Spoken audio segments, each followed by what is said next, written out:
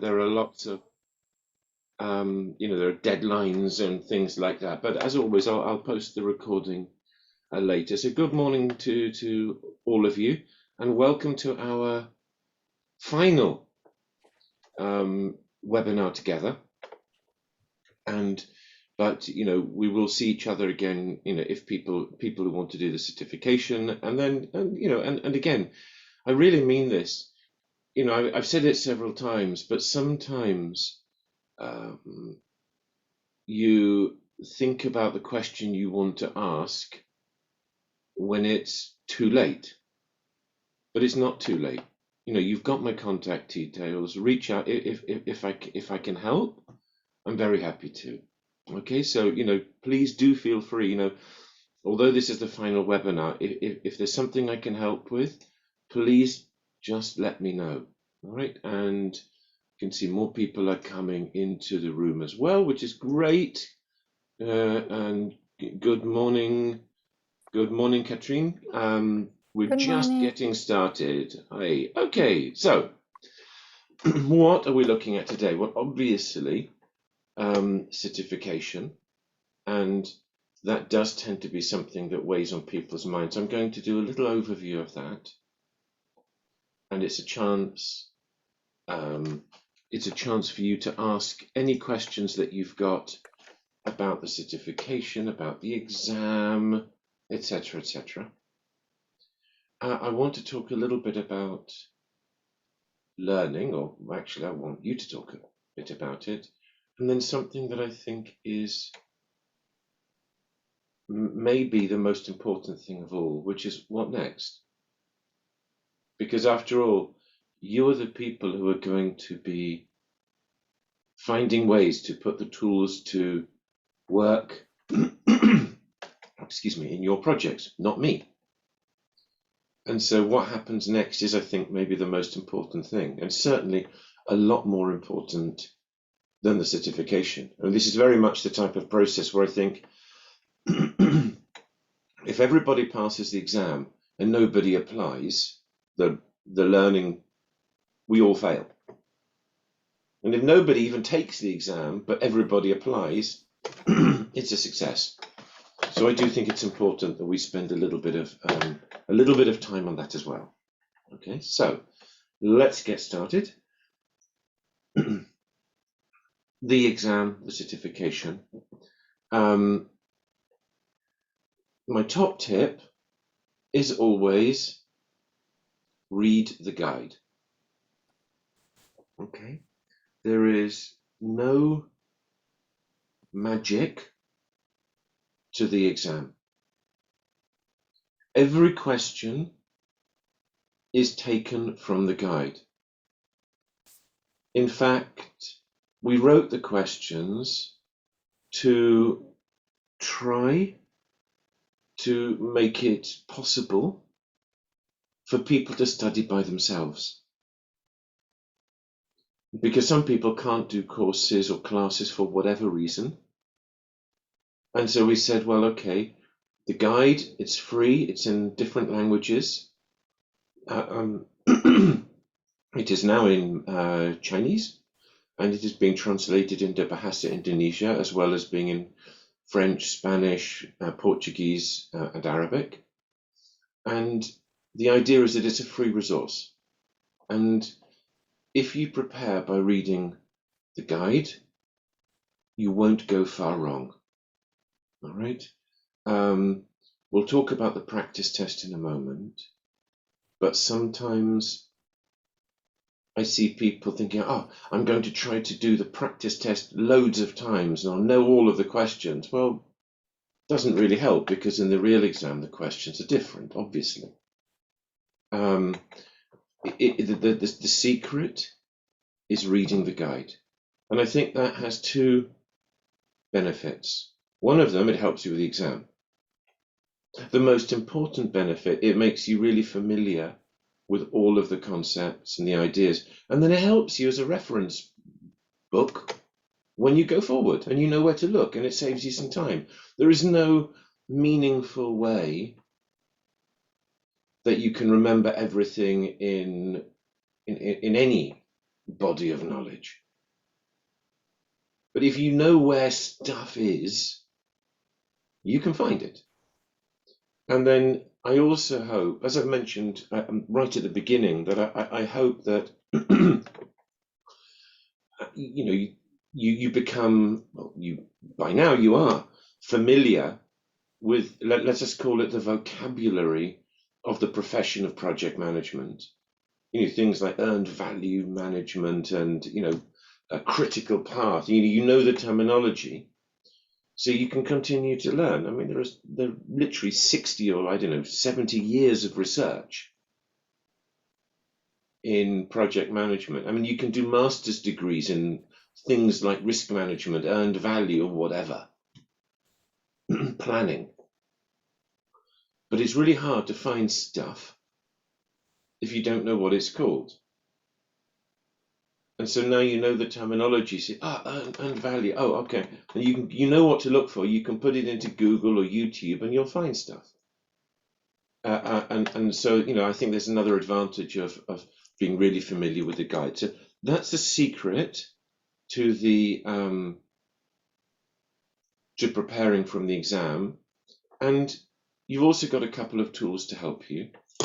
So there is a practice test. And you've got a link at the bottom where you can access this. And I know it's in the course as well, but it's a really good idea to do it. Okay, because it just gets you familiar with the way the questions are asked, and you may notice some similarity with the questions which are in the modules. Go figure, that's deliberate. It's just to help you, again, get used to that. So I think an advantage of doing the practice test is also that you just get to go through all of it, and there are 75 questions, which is, it's tough. And the average pass rate is 77, 78%. So, people do fail. And the biggest reason for failing is not reading the guide, to be blunt. And I once saw a case of somebody who, because it was face-to-face, I could see that she had not even opened the guide. Yeah, I've done lots of project management courses. I know this stuff. And she got 20%. And because it's not a test of somebody's knowledge of projects. It's not a test of someone's experience. It's a test of, do you know what's in the guide? So, it's otherwise, you're just guessing. So 75 questions. You have 3 hours. You don't need 3 hours. Most people finish after an hour and a quarter, an hour and a half, something like that. The reason there is 3 hours is that sometimes people do this and English is relatively weak. And it's great that we're getting it translated into more languages, but you're always going to find cases where, I was training a group with World Vision in Laos. And well, let's be honest, I can't see anybody funding the translation of this into Lao. So people are doing it in a second or even a third language. So people might need a bit more time. And sometimes people are doing the exam in, let's say, quite difficult circumstances. So I did this in Kotido in northern Uganda, where the only internet connection came via a satellite hookup and everything was very, very slow. So 3 hours is a contingency, but you've got it. And the one thing I would say is you do need to do it in one go. What you can't do is do 20 questions, then go shopping and then come back, do a couple more, have lunch, because the clock is ticking. All right, you can, it's as simple as that. So what I would say is, I know that together with Eugenia, you're organizing times for I think it's next Wednesday and the following Wednesday, I believe. And once you just block out the time and just do it. And if you allow yourself 2 hours, that's normally enough. But as I said, you do have 3 hours. You've got 75 questions. The pass mark is, it's 49 out of 75, which is 65%. You can answer the questions in any order. It really doesn't matter. Some people start at number 1 and finish at 75. That's my approach. But I've seen people who start at 75 and work backwards. Okay, it doesn't matter. But you do need to answer every question. If you don't answer a question, it's 0. If you answer all the options, it's 0. There's 1 correct answer to every question. Okay, so that's just to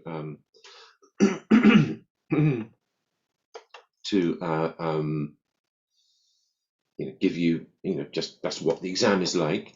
And I do think it's important to remember exam technique, because the way the questions are written is that there's usually one answer which is completely wrong, one answer is wrong, one answer is maybe, and one answer is right.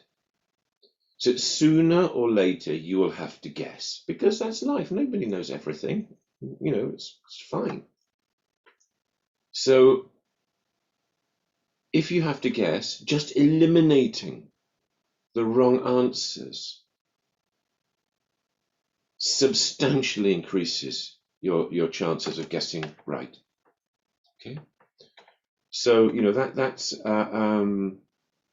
that's just a little bit about the exam itself. Okay, now because you've been looking at the guide in English, I would very strongly recommend doing the exam in English. Okay. Now I know that some of you, maybe a French or Arabic is a stronger language.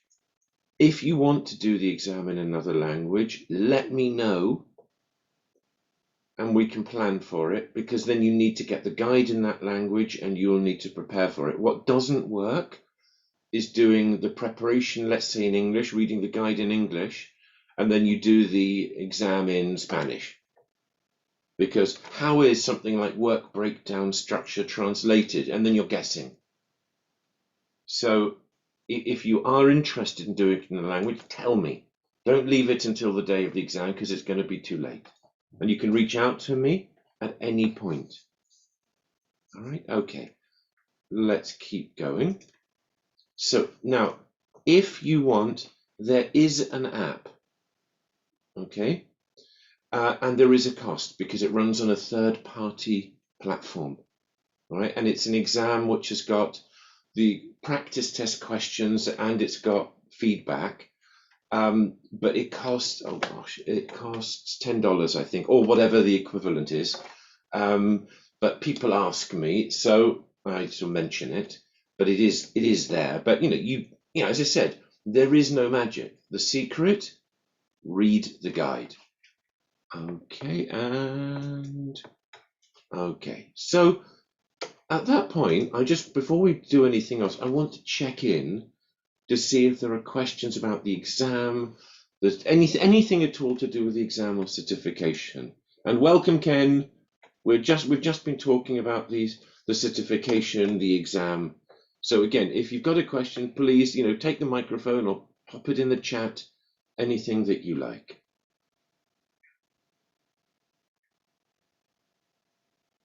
Can't see anything at the moment. It's not obligatory either. John, it's Devendra. Sure. Just a quick question. So will we get the results straight away? I mean, yes. so we'll know whether we're passed and failed and Oh then yes, yeah. You can you can run, but you can't hide. The results come up on the screen as soon as you say finish, and they say, "Are you sure?" Blah blah blah blah, and then bottom it will come up, and I will be writing around to you all with the instructions, and then you'll create an account, and then you'll be able to do the exam and then download your certificate, etc., etc. Okay. And John, just a Thanks. quick one. I think you mentioned, but I'm not sure I fully got it. So it's always possible to skip a question if you're not sure and go back to it and like writing somewhere like number 2, I'm not sure, and then later on. Absolutely. Okay, that's great. It's a great question. Yeah, you can do the question any way that you want. What I suggest is maybe having a bit of paper, so that if you skip a question, make a note, or guess, give it your best shot, but make a note so you come back to it. But I think what you don't want to do is leave something blank, because then the system is going to say 0. It's not a very clever system, that's the way it is, so it's that's my advice. So just if you do jump something, then just make a note. Okay. Any other questions about the exam? Anything else at the moment? The test was 75. What I did yesterday is the same number in the exam, 75 questions. Yeah. So you've got 75 questions. The pass mark is you need to get 49 questions, which is 65%. All right. And it's pass or fail. I mean, if you get 100%, you get honor and glory, but it's a pass, and if you get 48, you fail. Simple as that. Can I ask, John? Sorry, I missed the beginning, but no worries. How long is the exam? Yeah, you've got 3 hours, which is more than you need, Ken. To be honest, it's most people finish after an hour and a quarter, hour and a half, but it's a contingency because sometimes you're doing this in very difficult locations where internet is a big issue, so it's slow, and sometimes people might be doing it where English is a weak or a weaker language, so it's there, it's there as an as a buffer just to help, but you've got 3 hours, but as I said, most people finish an hour and a quarter, hour and a half. And I mean, what I would say is that there's no prize for finishing first. But on the other hand, you don't want to go too slowly, because I have seen a case where somebody was, when it's a face-to-face environment, I'm going around looking, look, you need to go faster. You need to go a bit faster. And this guy took forever. He just took forever, and he literally did about the last, 10 or 15 questions in 5 minutes.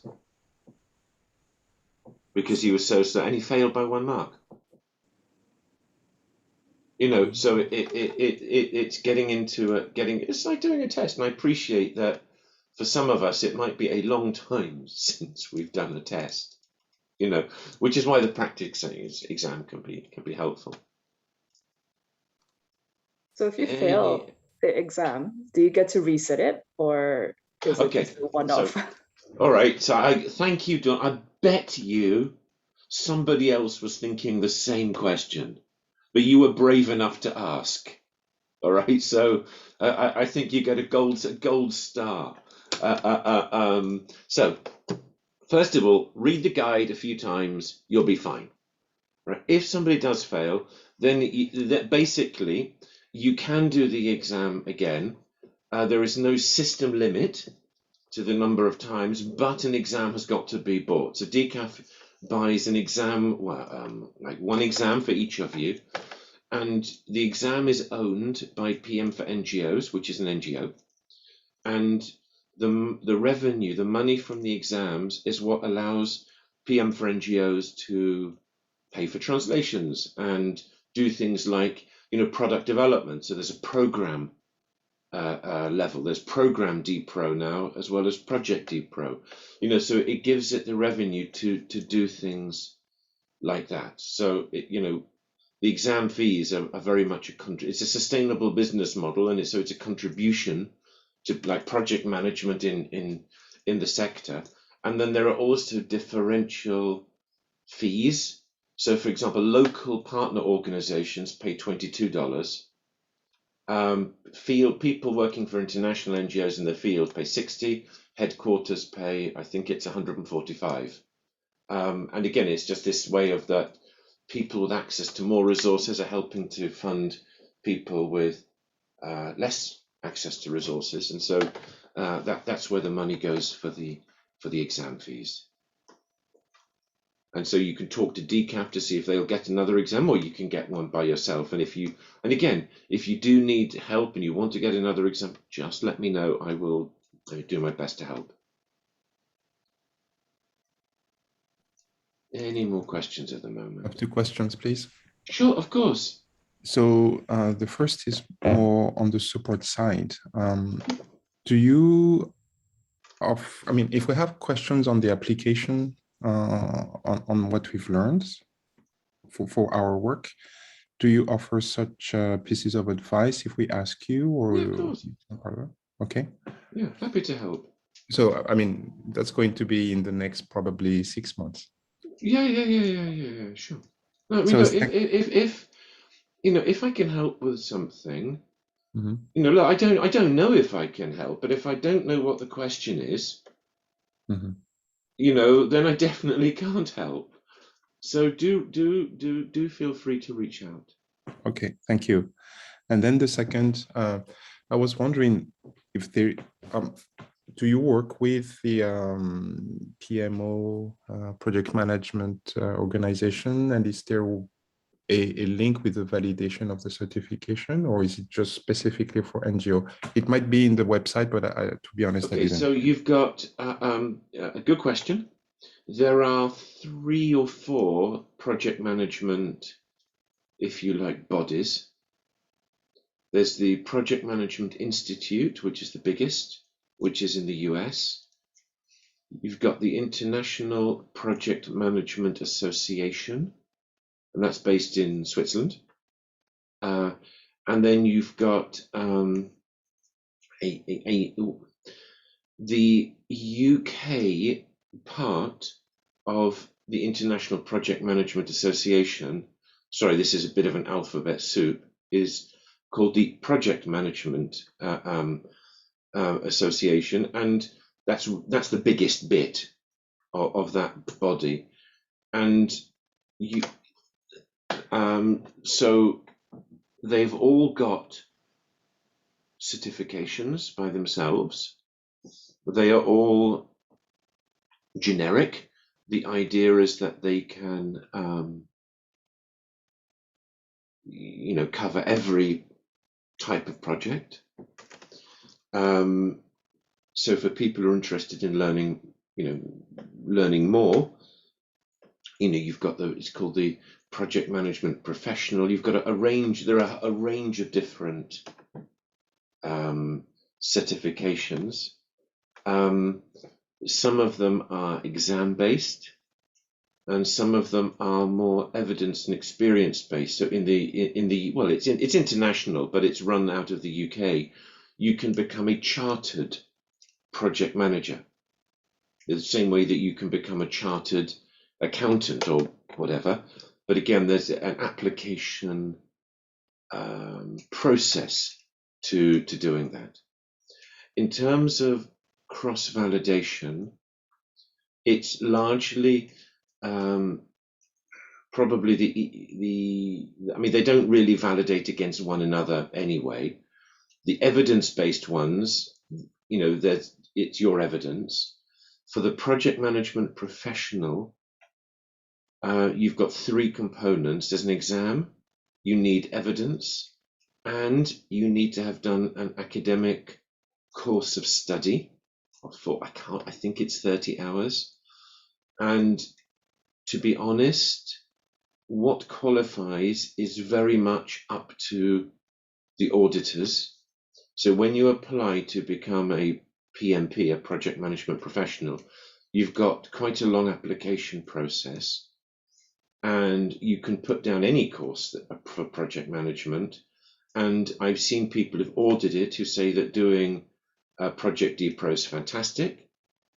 And then I saw a case in Guatemala where somebody said anything to do with NGOs didn't count. It needed to be private sector, which is nonsense.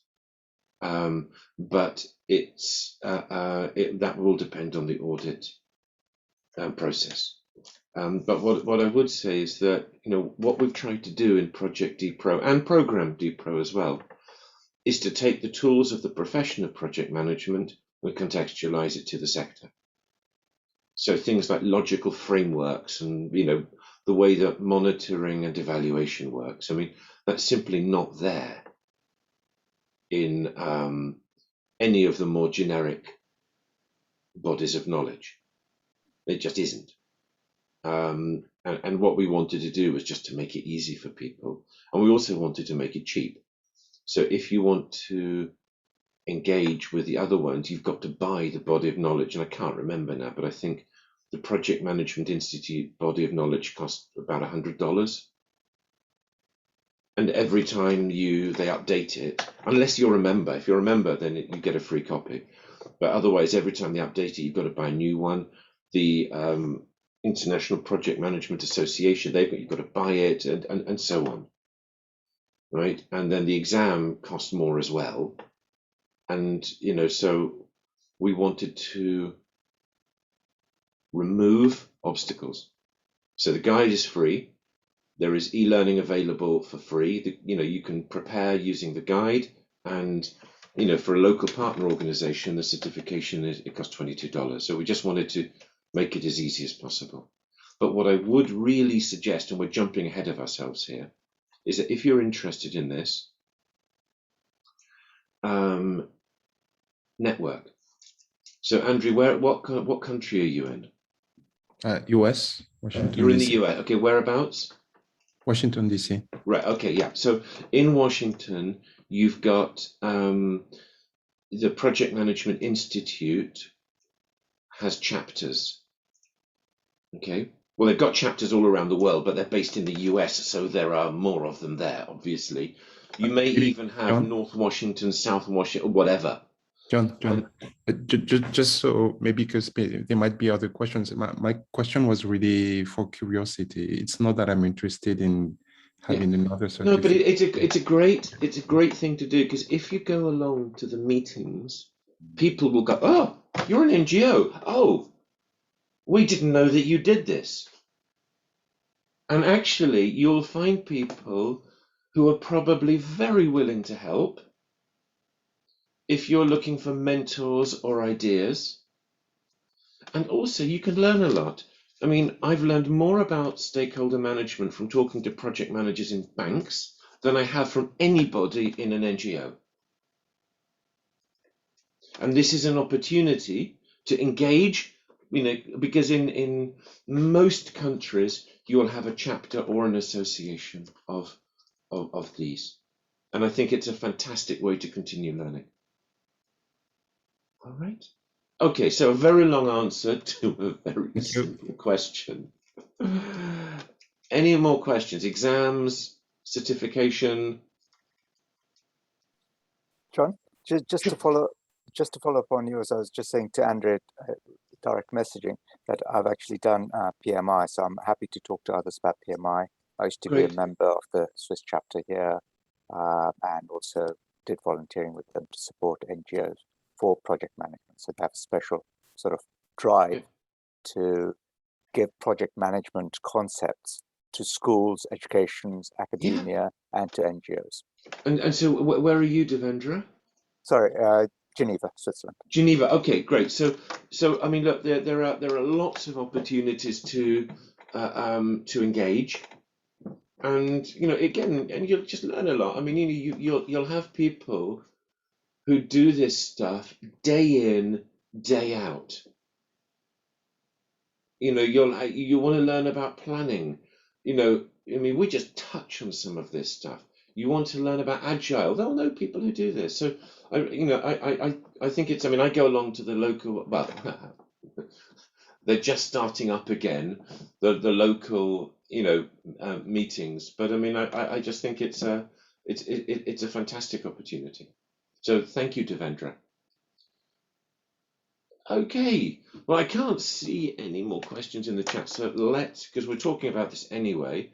So, how do you learn stuff? Anything.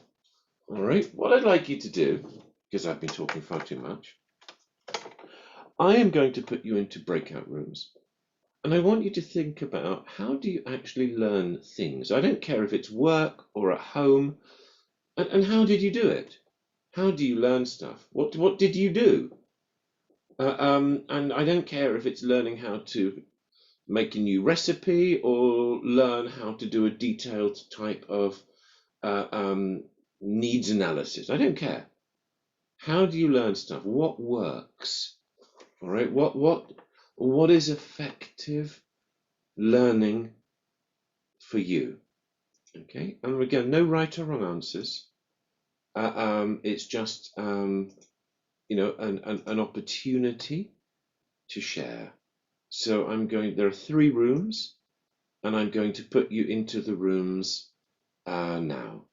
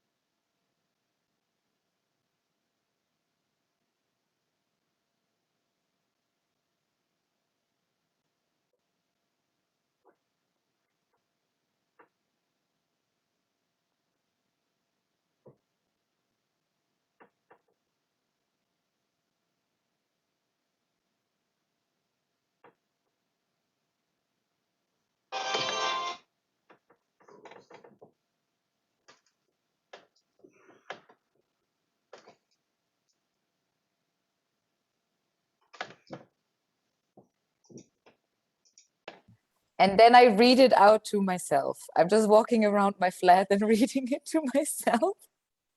Yeah. But that somehow works best. I don't know. But when I'm, for example, learning, but I mean, it's mostly theoretical. Like with more practical things, sometimes it's like I need to then also really practice it. Like, I don't know, with this course, maybe it would be again to prepare like a work breakdown structure or something, to not only have like the theoretical component in my head.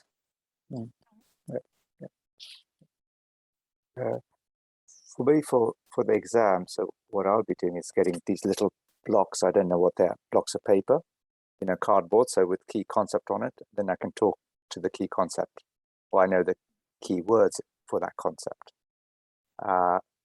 That's for exam.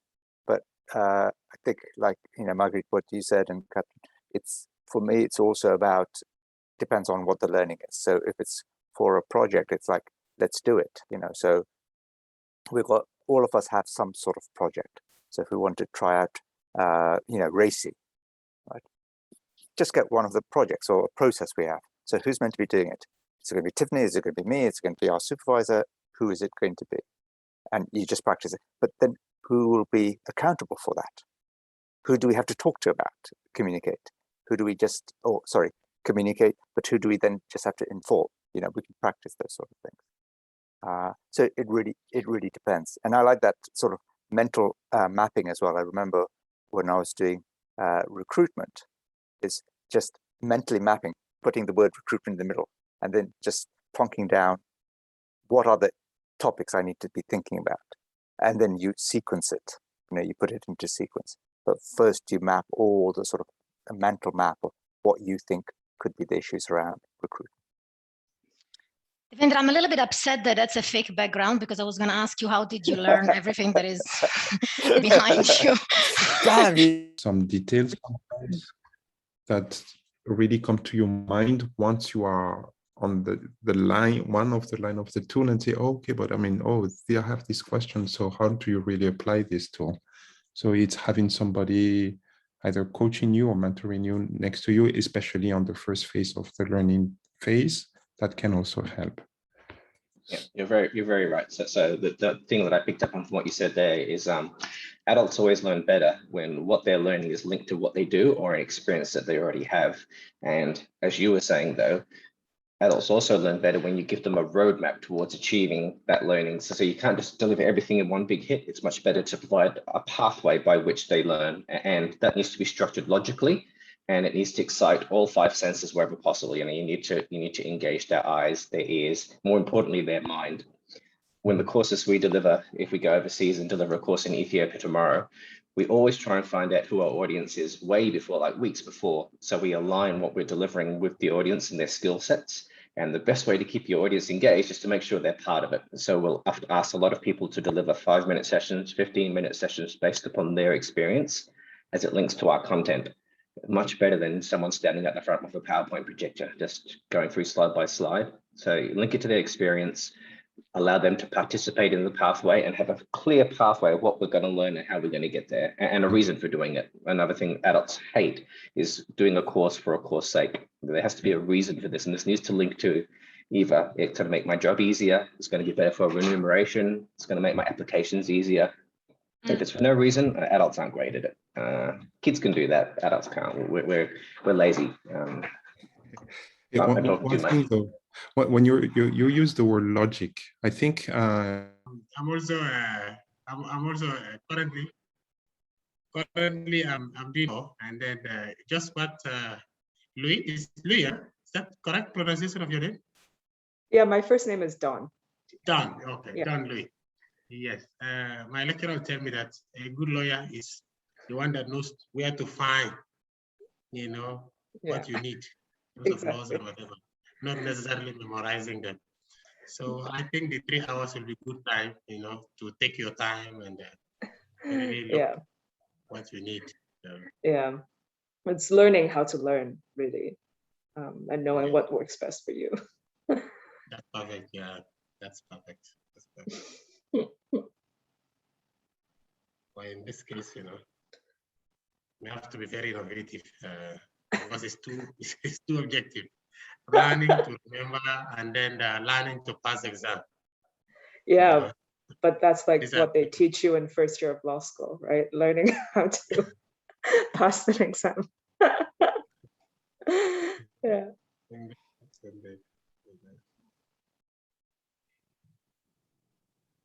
How do you learn, John? I think it depends hugely on what it is. Bite-sized pieces and when needed. So, for example, I learned to lay a floor because I got quotes and I thought, this is ridiculous. It can't be that difficult. So I found a whole series of YouTube videos and thought, okay, I like these, got a couple of videos here. It doesn't seem that difficult. And then you try it out and you think, yeah, that works. And then I just laid a floor. And then when I got stuck with something, so you get, I hadn't thought about that. So for example, how do you then lay a floor underneath a door? Then I went back to YouTube, found another video that talked about it. Okay, try it out. Okay, you know, so there was a motivation because I just thought the prices were ridiculous, and then it was finding the learning at the moment when I needed it.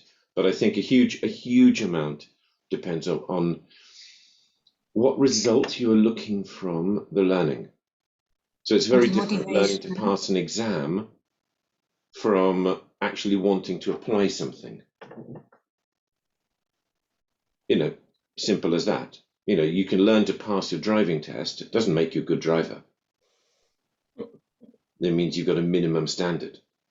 So I think it just depends a huge amount on that. Is that your experience as well?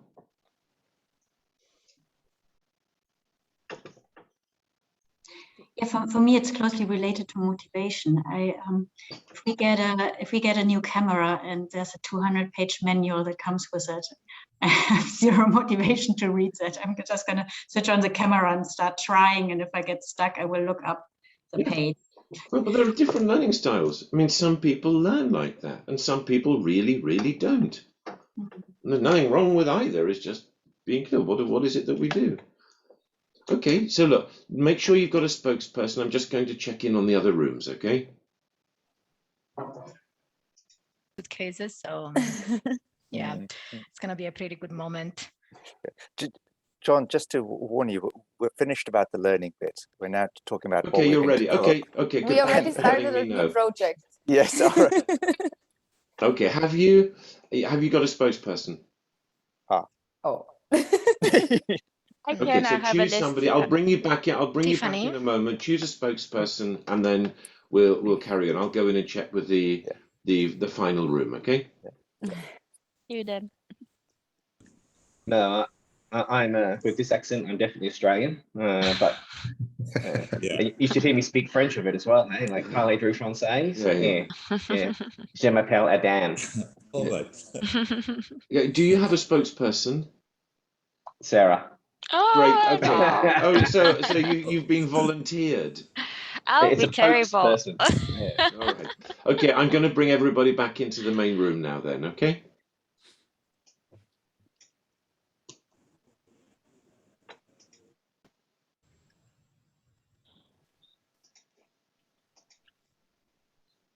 Okay, let's see if we've got. No, do we have everyone back?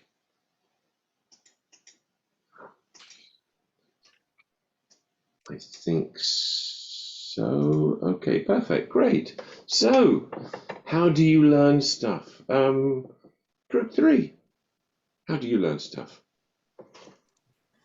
Maybe I can talk about our group. So we had 3, so I was with Pansa and Julia, and I think all 3 of us have a different style of learning in terms of, for Julia, for example, it's having the motivation and what the end goal is and being able to relate to what you're trying to learn. So the process in and of itself.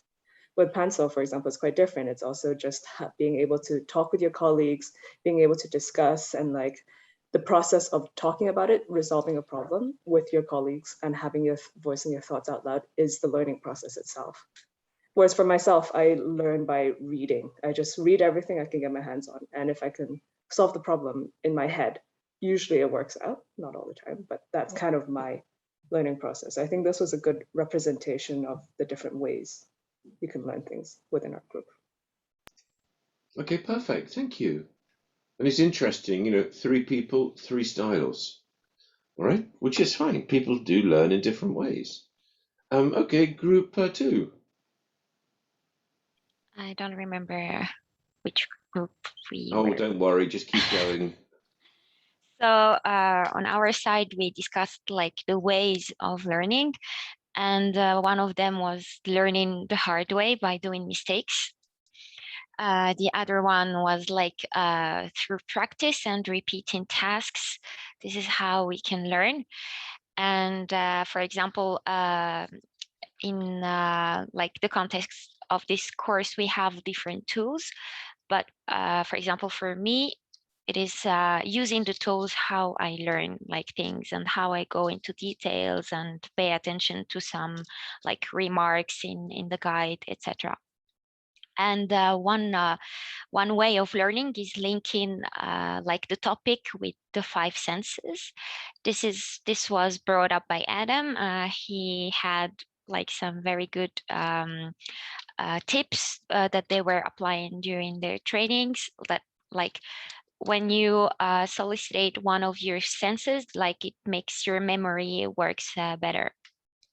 And also another thing to pay attention to is the logic and the cultural differences. So sometimes something that applies to one person does not necessarily apply to another one, given the way they learned, like in the past, like the mechanisms of learning, and also like the interactions they are used to. I hope I didn't forget any point that we discussed. Great, thank you. I think it's really interesting because it's, you know, it's talking about different styles of learning, but also how we can start to prepare and cater for some different styles of learning. So that's great. Okay, group 1, what were your thoughts? So the main element is that it depends on what you are learning, what subject, and then you have different techniques. You can just read the whole theory material, or you can practice it, as others have mentioned. And then you have also, you can also build visual schemes, color coding, build also system or mental map of the whole material. You can also rewrite in your own words. Catherine mentioned that she rewrites the material and then read it aloud to herself. And then, yeah, practice, build on past experience, failure or success, reflect on those and build on that. And yeah, generally it's just one of the good techniques is to link concept to other things. So it can be colors, sensors, as you mentioned, you know, anything, just to build it in your mind. Thank you so much. And again, I think these are all really interesting points about, you know, we've heard about the importance of motivation and purpose. You know, we don't want it just to be learning something that's abstract. We want, you know, there needs to be some sort of result. We've looked at different learning styles and finding ways to cater to those, whether it's in the design of a learning experience or if we're doing it ourselves, you know, and whether it's making mental maps, it's all kinds of things. And what I find really interesting, I mean, and yeah, it speaks to me. I mean, I gave one of the groups, I mean, I didn't know that I needed to learn how to lay a floor. But I needed to lay a floor, and I got quotes in, and the quotes were so ridiculously high, I thought it can't be that difficult. And so I went onto YouTube, I found some videos, and there are lots, and I thought, oh, okay. And I found a couple that I thought were, I can follow this. And then I got some kit, and I tried it out, I experimented, and okay, yep, I can do this. And then I laid a floor, and then you realize you hit snags, for example, like corners or under, you know, the, you know, under a door, and what do you do? And then I found more videos and just did it bit by bit, and I laid a floor. I actually laid all the floors, and you know, that's how I learned something. And I think a couple of things there is that, you know, there is a clear result. It's not abstract. I mean, I couldn't tell you very much about the theory of laying a floor. I'm frankly not bothered, but I can lay a floor. So, you know, it's focusing on being able to do something. And something that I find helpful is to be really clear, what do you want people to know that they do not know?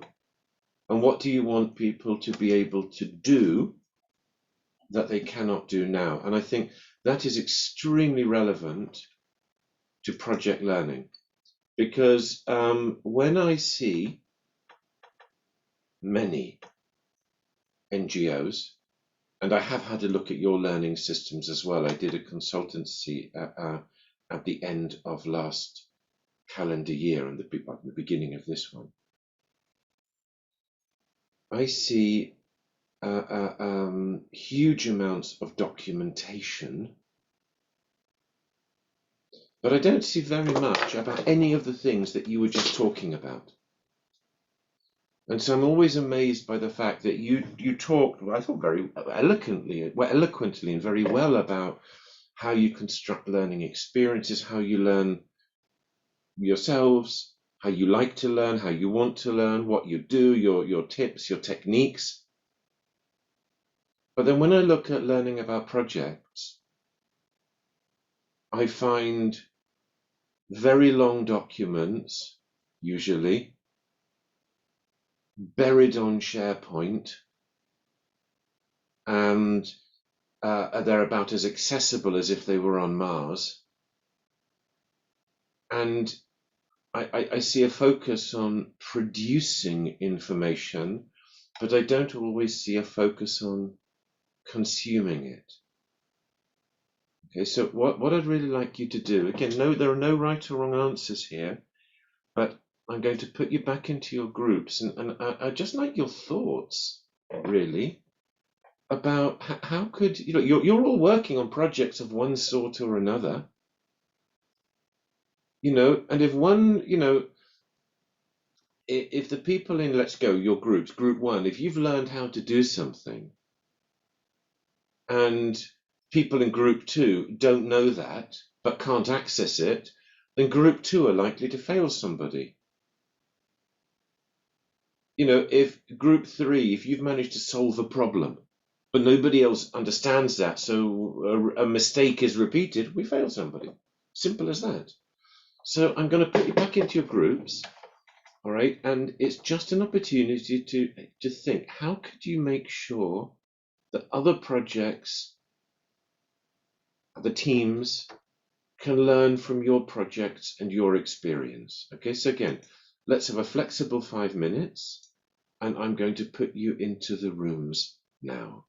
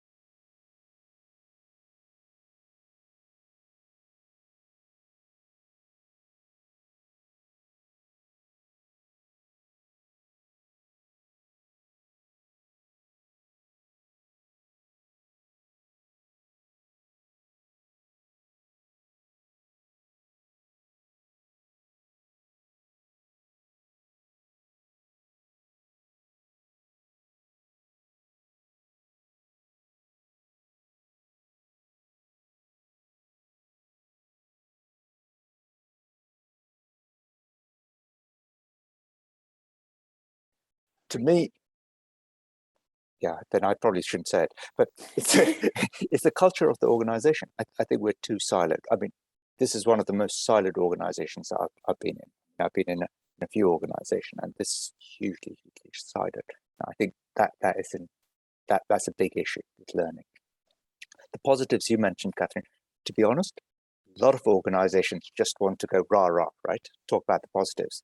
Now, I actually only know one organization which has what's called a failure report, which I love the concept, right? It's Engineers Without Boundaries. It's a Canadian NGO. And they say, we talk enough about successes. We go to the donors, talk, but what do we learn from our failures? Yeah. And they actually document that so that they don't make the same mistakes again, which is fantastic. But ultimately for us, I think in DCAT. And all right. Yeah, so I'm well. First, I don't have access to the G Drive nor the SharePoint yet because I'm still a consultant for now. And but still, when I ask questions, I don't get straight answers. So that means there must be, the knowledge is there, but how it is put in order. Well, I think nobody has it for now, at least in the division where I am, SSAD. So, Adam, for ISAT, yes, I think, yes, the papers are really good, but honestly, for practical reason, I won't have time to really go through and find the specific point I need at the moment. But then, yes, of course, if when I have the leisure to read in more pages, then I will do. Not too robust, not too good. You also have issues.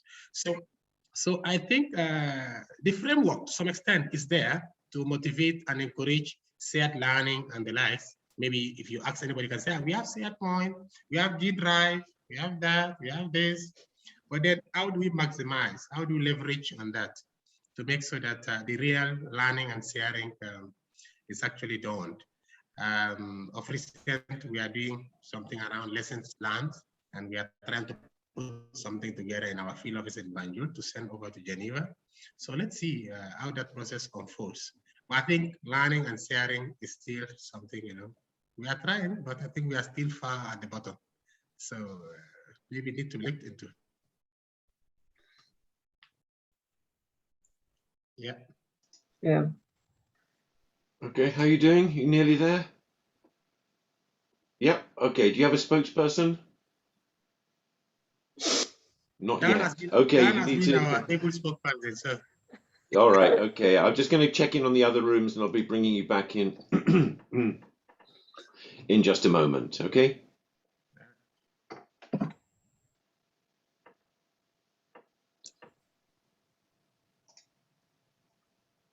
So, Panzer, how does that work in practice? Still the same idea. I will now shut up, Tiffany. How are you guys doing? Are you just about ready? Yeah, I think so. Okay, make sure you've got a spokesperson, and I'll bring you back in just a moment. Okay. Yeah. Margarita. Yeah. This is a sneaky one, Devendra.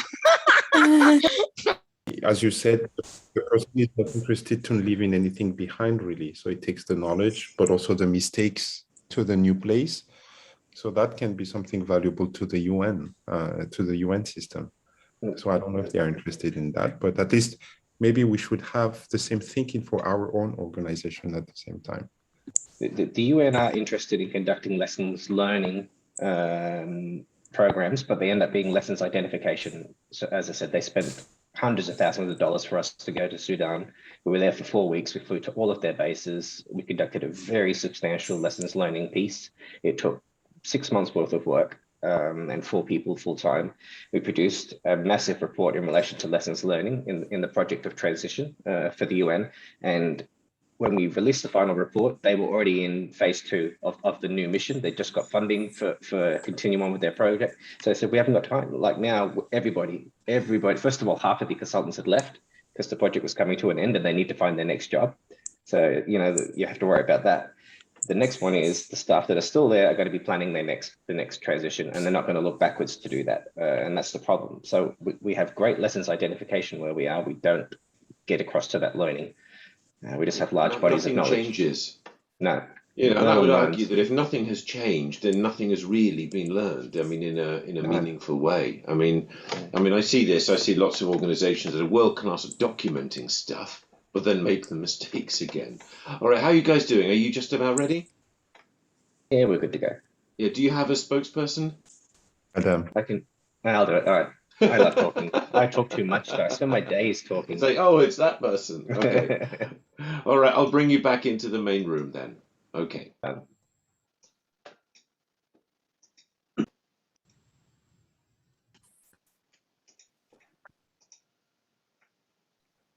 Okay, so in no particular order, group one, what are your thoughts about this? How could you make sure that other teams, other projects learn from your own experience, your own projects? What could that be? So group one. Margarita, I think it's you.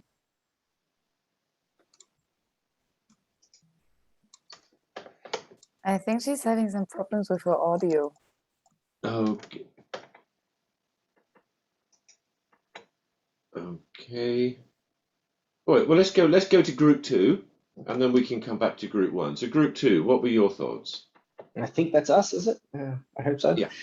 So yeah, we spoke about two things. So the first thing we spoke about is our own organization. It is difficult to find past lessons or anything like within the DCAF perspective. You'll find a lot of people run individual mandates of a small team, and then any lessons learned or things identified during that one stay with that team. Our after action summaries and that are generally quite process driven and aren't really a learning tool. In terms of some of the stuff that ISAT does, I posted some links in the chat, which I'll post again.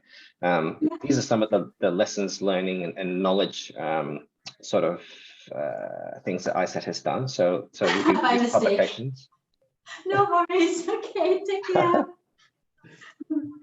We have Julia. I think there's a microphone open somewhere. Yeah, Julia Clever.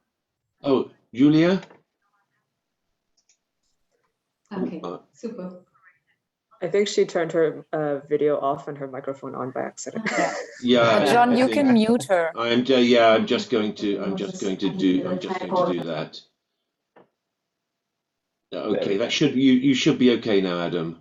Yeah, excellent. So yeah, basically, we were speaking, and I think you joined us for this one, John, was that, for example, the UN, that they spent a lot of money in relation to us helping identify lessons learning. We did a very large lessons learning piece in Darfur recently.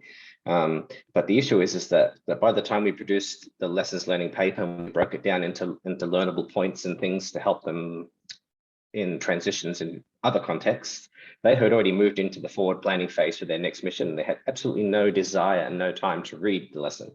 So we found ourselves being lesson identifiers more than people who are helping with lessons learning. And that's the problem that we see is more common.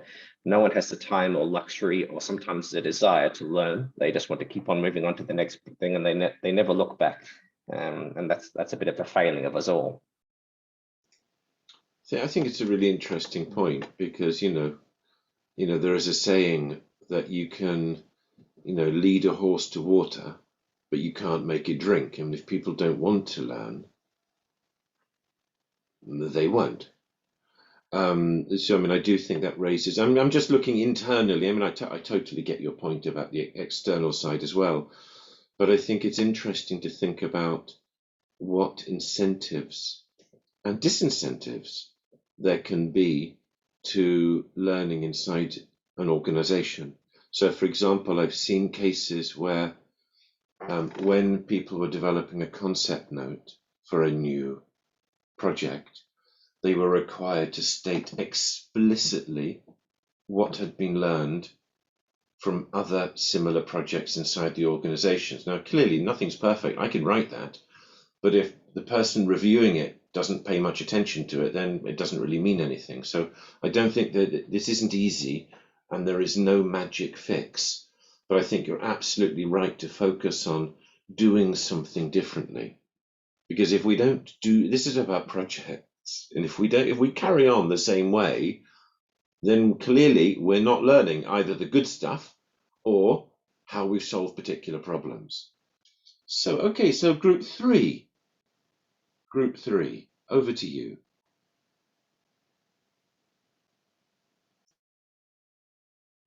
I can speak about it, but I would say that one of the most interesting examples came from Panso, in that he was saying a lot of, even within DCAF, a lot of different country offices or a lot of different project teams are actually doing the same sort of work. But for example, one project that was recently wrapped up in the Gambia, they were starting a similar new one in Addis, and they could actually have had a direct communication line and learning specifically from that project, but this communication line wasn't open, and it wasn't, people in the different offices weren't aware that such a replication, in a sense, of the similar project was actually taking place.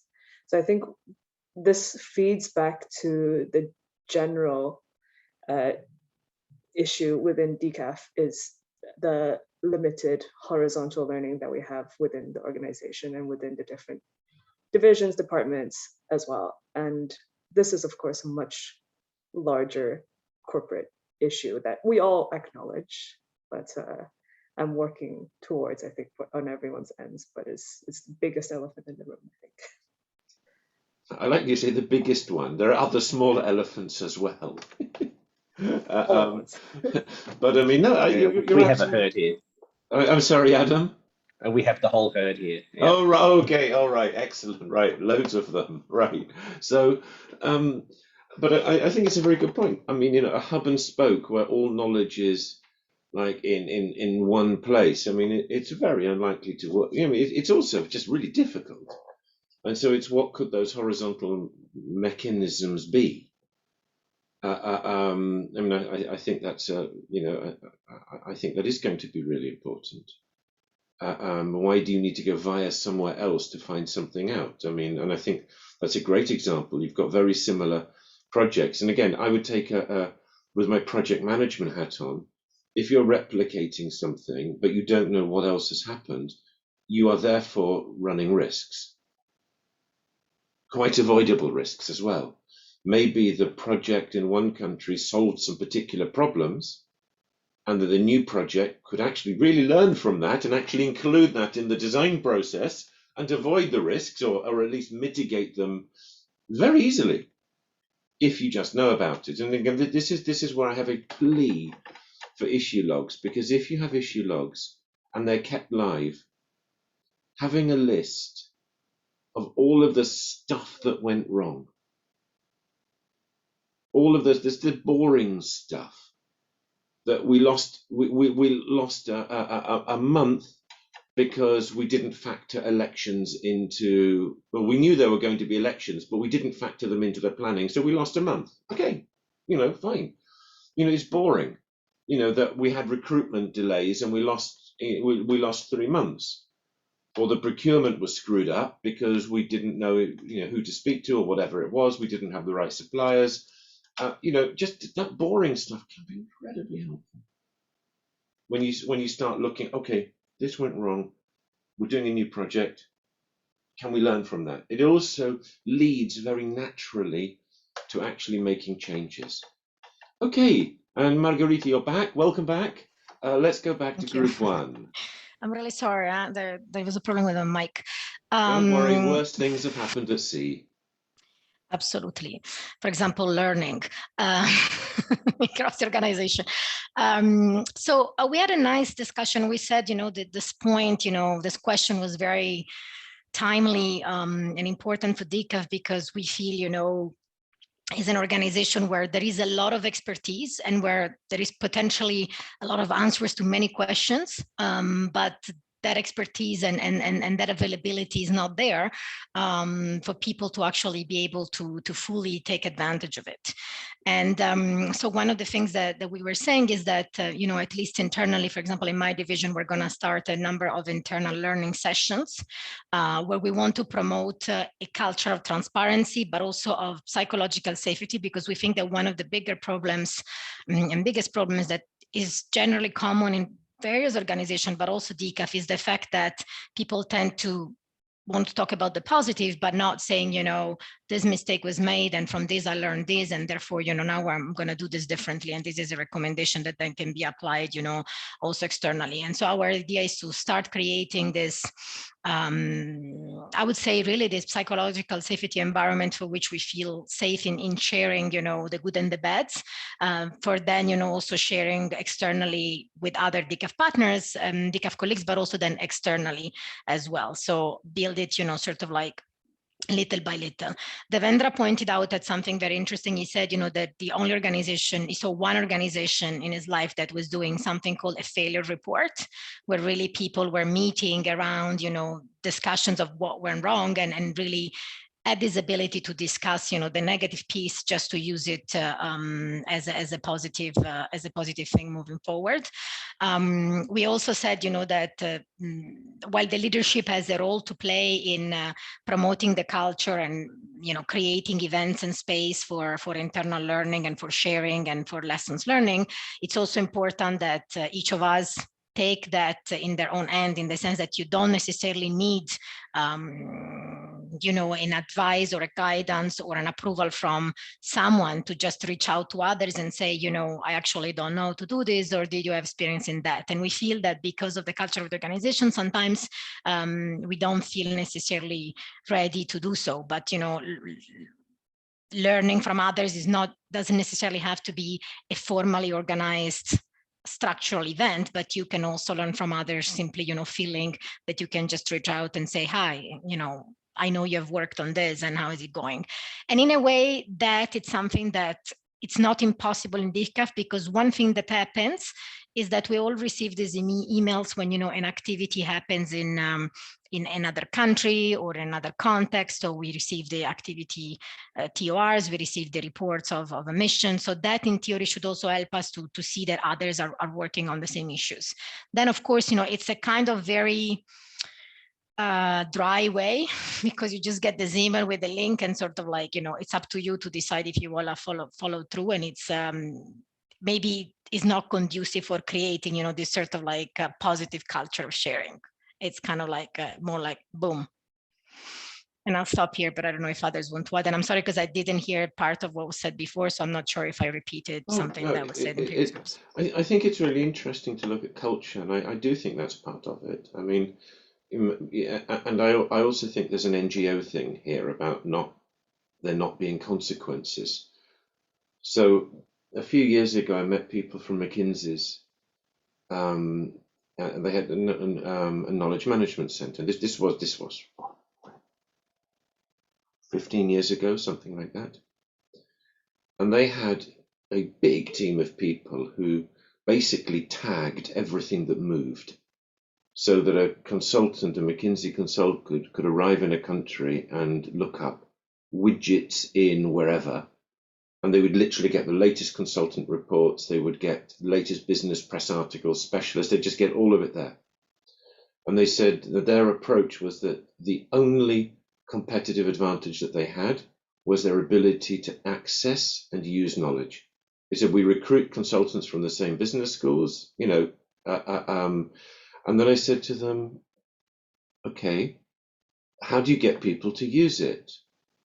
I mean, and they're, oh, it's really simple. If they don't use it, they get fired.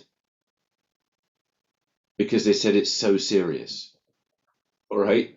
I mean, you don't use this, you're out.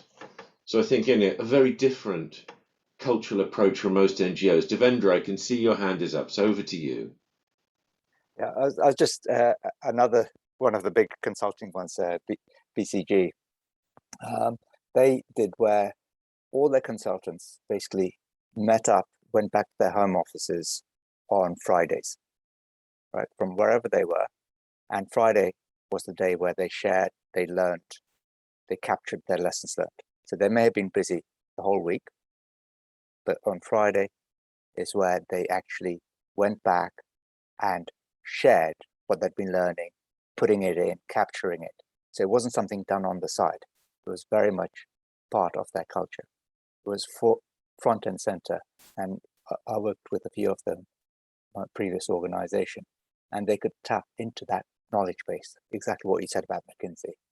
Right? They had templates ready, they had everything ready. So, even a junior consultant could tap into any of their knowledge products, could tap into the seniors, etc. And that's actually, in a way, what we miss at DCAP. And I would say, in a way, DCAP is a learning organization. It's a learning consultancy in a way, and that we are sharing our knowledge on security sector, peace, governance, how security sector reform with a variety of our partners, our donors. I think it's a really interesting example, and of course the challenge is great. You've got, a big consultancy that they've got, loads of resources. That's the culture. But what can you do? What can you do? And a colleague of mine at Oxfam, we had exactly this problem, and he said, "Okay, I'm fed up with this." So he said, in the region, he was a regional manager. He said he mandated that every team was going to spend 1 hour. Every country office within his region was going to spend an hour on Friday, and he said, talk about projects. And they go, what? He said, I don't care what you talk about, you must talk about projects. And he pushed it. He made sure they did it. He would call them up at the time, and are you sitting? Are you talking? Right? And at the beginning, everybody just, okay, what do we talk about? Talk about the projects. Talk. I don't care. Talk about the projects. And then after, I can't remember now if it was a couple of months or whatever, then, everybody was doing this. It became normal. He then started to say, okay, I now want you to send me 3 bullet points back from your conversation. If you send me 4, I'm going to delete all of them. Send me 3. And then he started editing them and sending them back out. Oh, all right. And then people started suggesting themes. And it was entirely organic, but it basically came from one person saying, okay, what can I do? I can't change the whole of Oxfam's culture. I can't put in place a knowledge management system. Can't do that. What I can do is I can get people to start talking. Right? And it was actually incredibly successful. But it brings us on to something that I think is really important in all of this, which is what can you do individually and collectively? And this is from a place called Mudzi in Zimbabwe. And we trained World Vision trainers in project management. They trained their staff. The staff built a school. Great, on time, on scope, on budget, everybody happy. And then World Vision came back a few months later, and they found that the community had kept they kept the ideas and the tools. No software, nothing sophisticated. You've got a critical path there on a flip chart. But the community used the ideas and the tools to build accommodation for teachers. And for me, that's about change. That's about finding ways to make, the project management learning stick in a way that means something for the projects that we are working on. And so, you may be surprised to see Bruce Lee in something on project management, but I think this is really important. Knowing is not enough. Yeah, okay, project, great. We must apply. Okay, so what? Everybody says they want to do it, but what are you going to do? We've just spoken about learning, and that if we don't actually do something differently, we're not actually learning. So my question for you is, what are you going to do differently? Okay. Yeah, I'm going to put you back into your breakout rooms. It's just an opportunity to share some ideas, and then we'll come back into the room, and then you can put them into the chat or take the microphone as you wish. Okay, what do you've seen all of this stuff around project management. Okay, so what? Of all of this, what do you think? What are you going to use? What will you do differently? Okay, I'm going to put you into the rooms now.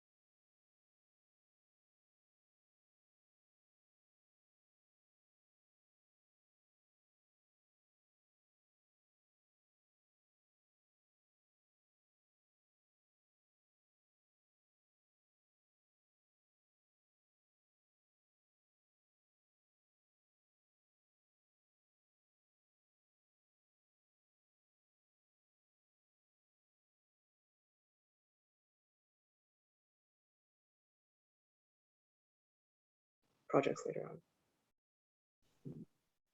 on. Yeah. So thinking about how to disseminate, I think, will be the next struggle going forward. Horizontal learning, as we were talking about. Yeah. Dissemination is going to be really important. So it's thinking through, well, what are you going to do to disseminate it? What are the actual steps? Yes.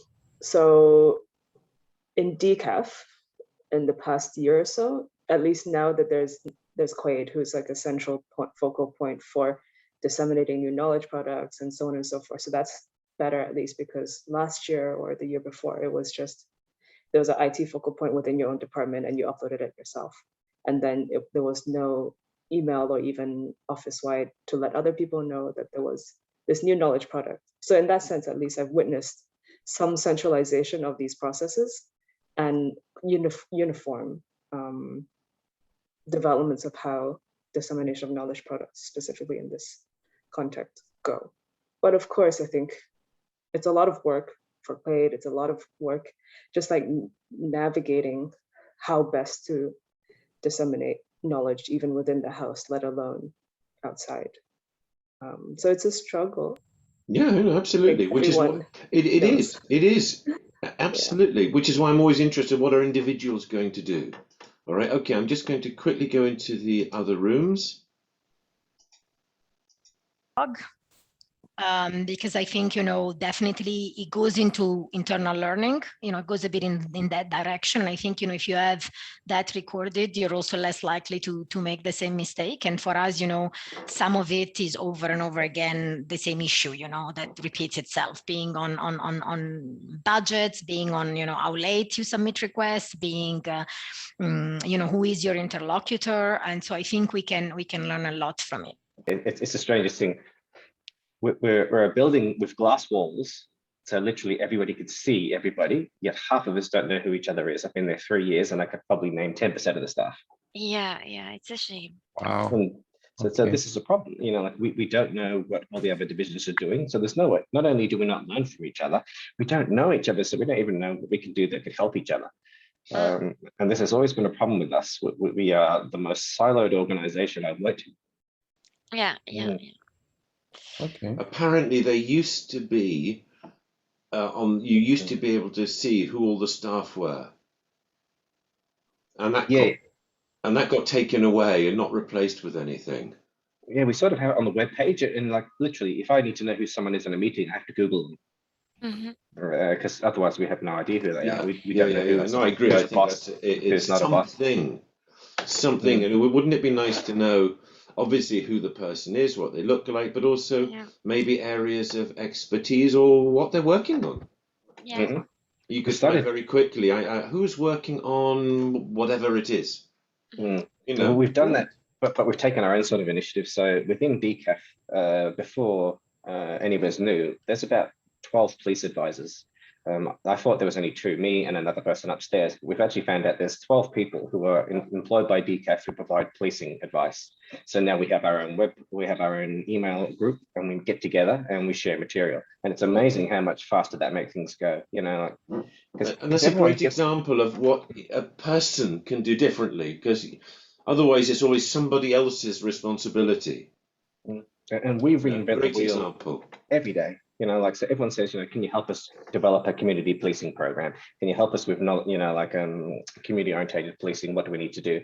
And we start from scratch each time. But we've been running these things, or we've been advising these things and assessing and evaluating for years. We have so much built up knowledge, and we could save so much time, but we don't. We're getting better now in that one area. In that one area. I'm going to bring everybody back into the main room now. Okay. All right.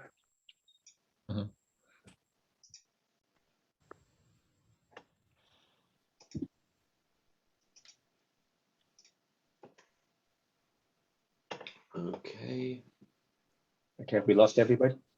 Well, I think people still need to come in. You know, I'll just go back in. Yeah, people are still talking. I mean, they call. I mean, the rooms will close.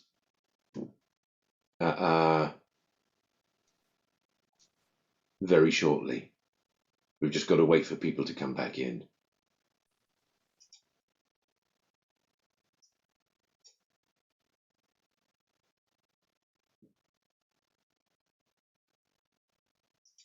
But it is interesting, I think, to always, you know, because with this stuff, you know, you think about project management and what you're going to do differently, and it's always easy. It's much easier to think at an organization level that somebody else should do something. But I just think it's also really interesting to think, well, what are you going to do as individuals? So, I mean, any thoughts? I mean, you can feel free. You can put your ideas in the chat or take the microphone. But of all of the things we've been looking at, you know, risk registers, issue logs, principles, planning, different tools and ideas. Is there anything of all of this? I mean, what are you going to do? What are you going to do next about project management? As the slide says, your project needs you. So, any thoughts? John, did he want us to do it as a group, or do you want I don't mind. individuals to stick up? As individuals is fine at the moment. Okay, since I've got the mic open. For me, it's I'm going to improve for ISAT our mandate process. So from the approval, so right from the start to closure, basically. That's the process that I'm going to be working on. Over. Okay, perfect. Thank you. Any other thoughts? Anything else that you're going to do?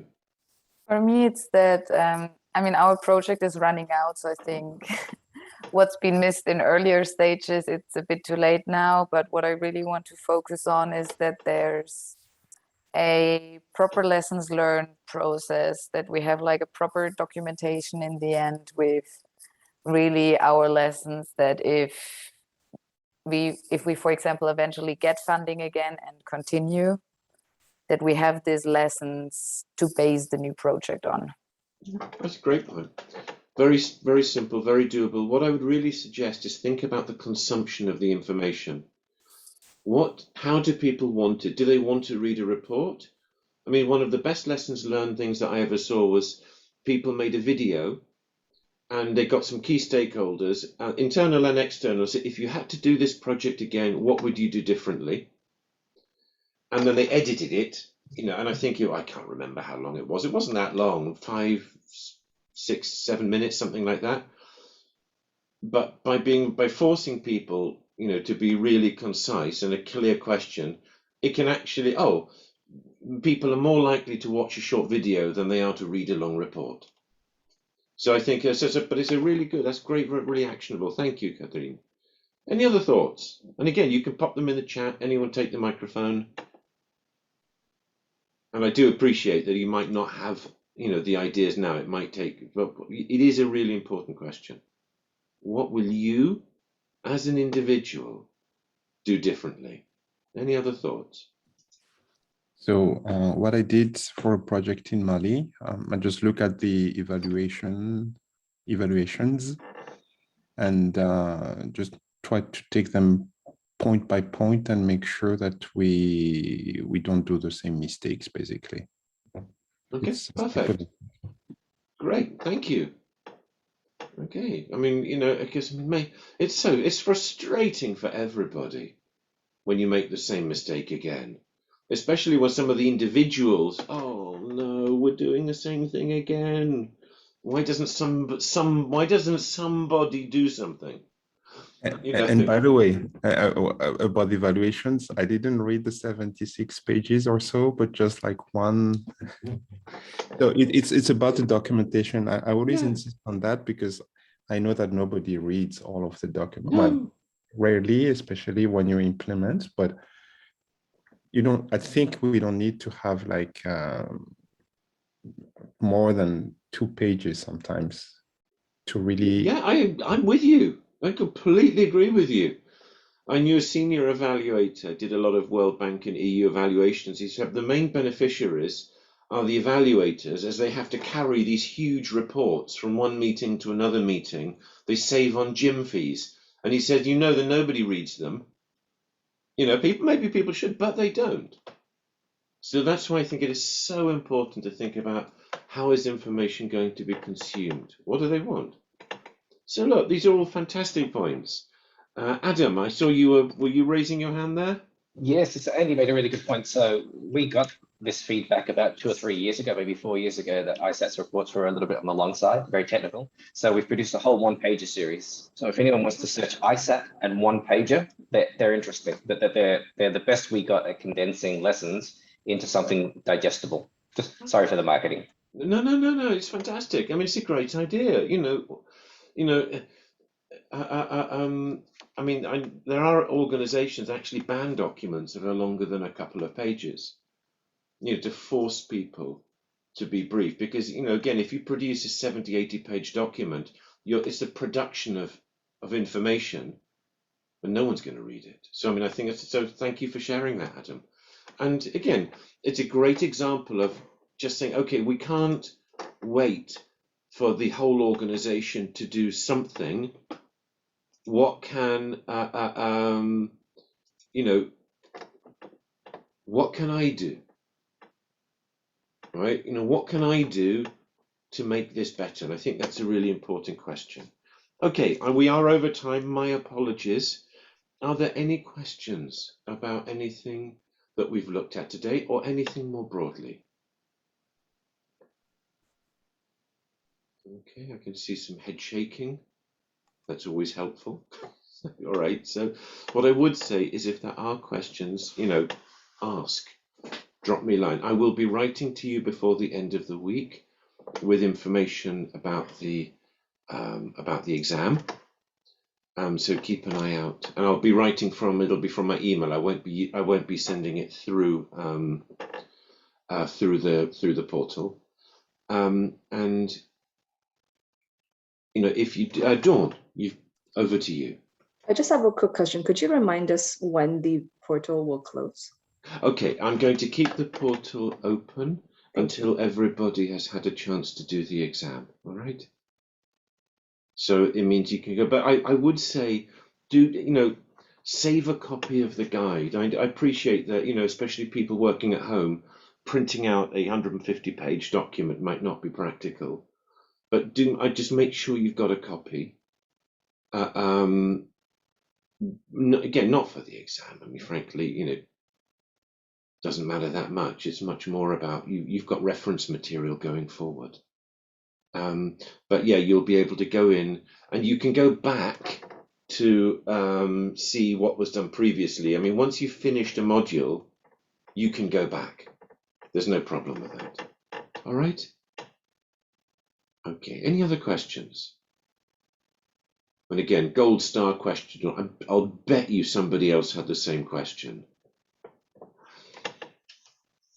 Not a question, but just would like to say thank you for the course. I really appreciated your methods.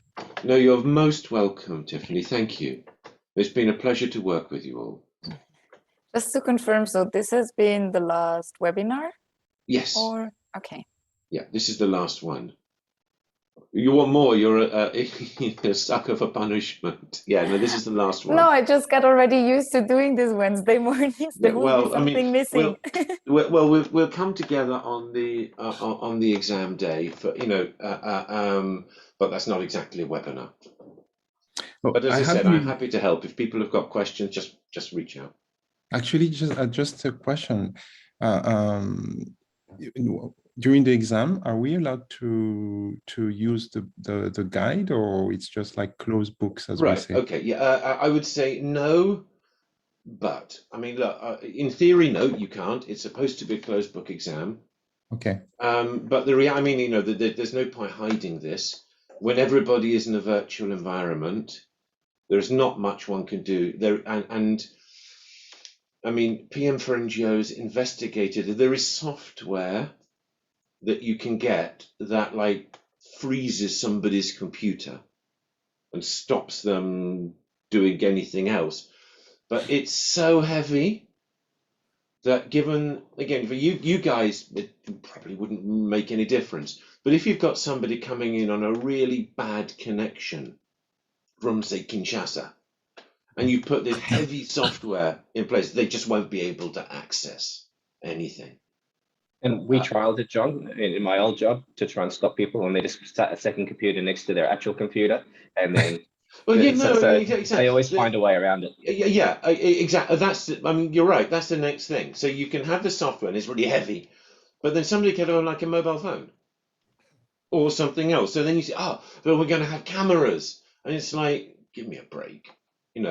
We're just not in a position. I mean, I've done this in some really difficult locations, and I'd much rather people were trying to learn and trying to do a test than we're worried about every eventuality. And then people who want to, I mean, in a face-to-face example, I was coaching some trainers in Bangladesh, and they were organizing a test, and this guy was cheating, and I could see he was cheating, and the trainers could see he was cheating. Because say to me, John, what do we do? And I said, your exam, what do you want to do? Oh, and they stood around him.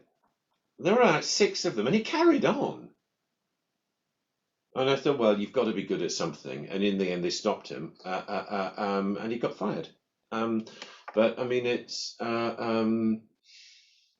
people who will. Not much we can do about it. But what I would say is, it is supposed to be a closed book exam. Okay, thanks. All right. There's a vote in the chat. Okay, there's a question about the link for the exam. No, it will be different. I will send you all of that information. Okay, I will send you all. Excuse me. I will send you all of the exam information, the links, the codes, everything. Okay. Thank you, everybody. No worries. Well, I can't see any more questions at the moment, so I am going to stop the recording.